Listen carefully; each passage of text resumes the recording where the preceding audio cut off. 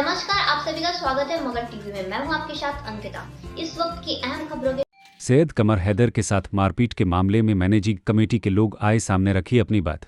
कहा कि सैयद कमर हैदर मस्जिद की संपत्ति में बने घर को अपने ही कब्जे में रखने के लिए कोशिश में लगे हैं, जिसे लेकर शुक्रवार को जुम्मे की नमाज के बाद मारपीट की घटना सामने आई है। मैनेजिंग कमेटी के लोगों ने बताया कि हम जिला प्रशासन के साथ हैं, इस मामले पर पुलिस बेहतरीन से जांच करे और जो लोग इस मामले है पीछे जिम्मेदार है उनके खिलाफ उचित कार्रवाई की जाए। आपको बता दें, शुक्रवार को गया कि शिया मस्जिद में कमर हैदर के साथ मारपीट की घटना हुई थी, जिसमें उन्हें चोट भी आई है और वे अस्पताल में भर्ती भी हुए। इस मामले को लेकर गया कोतवाली थाना में लिखित आवेदन भी दिया गया है। हर हाल इस पूरे मामले पर शिया मस्जिद के मैनेजिंग कमेटी के असादुल्लाह रिजवी क्या कुछ कर रहे हैं, आइए हम यह है कि वो सैयद कमर हैदर जो अभी मीडिया पे भी आपको दिख रहे हैं चैनल पे, और उनके एक भाई हैं कमर हैदर, ये दोनों जुल्फकार हैदर के पुत्र हैं जो मस्जिद के किराएदार हैं। मस्जिद से एक मामला है कि उनको किराएदार उनका मकान खाली कराने की बात की गई थी, उनको नोटिस दिया गया था खाली करने के लिए, वो खाली नहीं कर रहे हैं और हाईकोर्ट चले गए थे। हाईकोर्ट से वापस आके अभी वो उसके बाद वो जो है ना किराया देते हैं, 1 साल हो गया अभी तक कोई किराया मस्जिद को नहीं दे रहे हैं और किराया भी नहीं दे रहे हैं और तरह तरह के लोग गालियां अंजुमन के नाम से, अंजुमन के मेंबरान को, कमेटी को भद्दी भद्दी गालियां, बुरे बुरे आपत्तिजनक, किसी के खिलाफ भी आरटीआई जाके दाखिल कर देते हैं। कुछ मतलब परेशान करना, उनका मेंटली टॉर्चर करना उनका काम रह गया।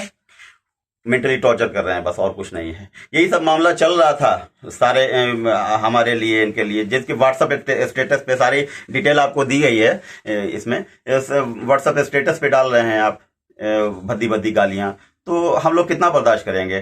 इसलिए जुमा के दिन हम लोगों ने बैठ के कह दिया कि भाई अब हम लोगों से इस कमेटी में रहना नहीं है, नहीं रह पाएंगे, काम नहीं कर पाएंगे, हम लोग छोड़ रहे हैं।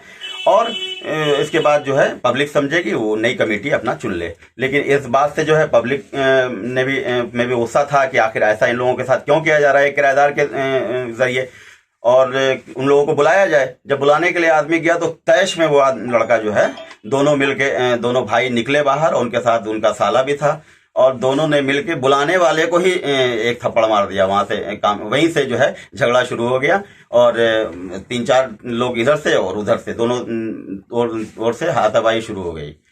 आप लोगों ने सर रड उठ से मारा हम लोगों को?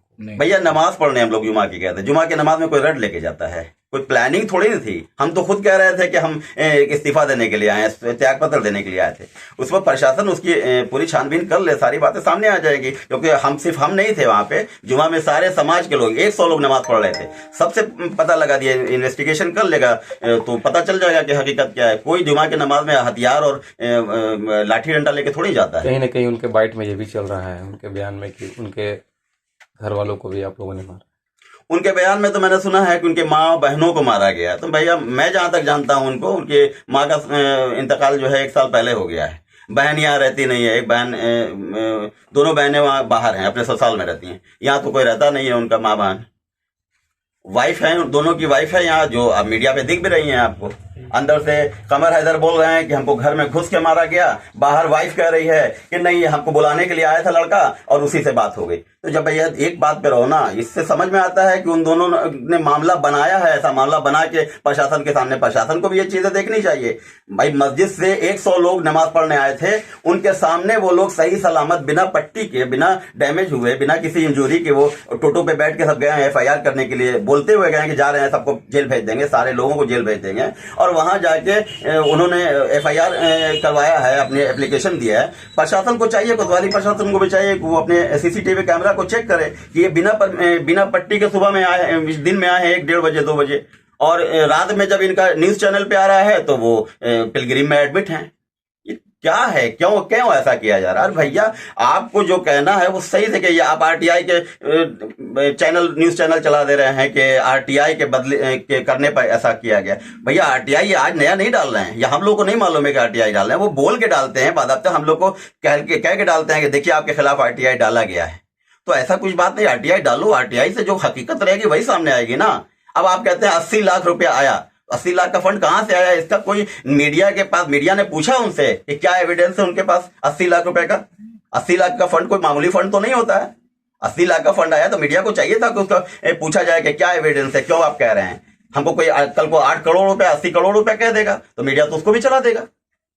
तो ऐसे स्तरहीन बातों को पर ध्यान तो हमको नहीं लगता है देना चाहिए। और ये सरासर फंसाया जा रहा है हम लोगों को और टॉर्चर करने की तैयारी, क्योंकि वो मकान जो है मस्जिद का वो उनके कब्जे में दे दिया जाए और प्रशासन भी उनका साथ देके ठीक है भैया आप रहिए फ्री में, बस यही चाह रहे हैं आप, और क्या है। लेकिन मकान तो मस्जिद का है और ये सारे लोग जानते हैं, प्रशासन भी जानता है और वक्फ बोर्ड भी जानता है कि वक्फ बोर्ड की संपत्ति है शिया मस्जिद और उसका मकान, और वो किसी भी कीमत पर जुल्फकार हैदर की संपत्ति नहीं हो सकती है। वो हमेशा शिया मस्जिद की संपत्ति रहेगी, चाहे हम लोग कमेटी में रहें या नहीं रहें। दूसरे लोग रहेंगे तो भी वही बात होगी, हम हैं तब भी वही कहेंगे। वो संपत्ति शिया मस्जिद की वक्फ बोर्ड की है, वो संपत्ति जुल्फकार हैदर की कभी नहीं हो सकती है। इसको कहीं पर लिख लिया जाए। क्या चाहते हैं प्रशासन से क्या?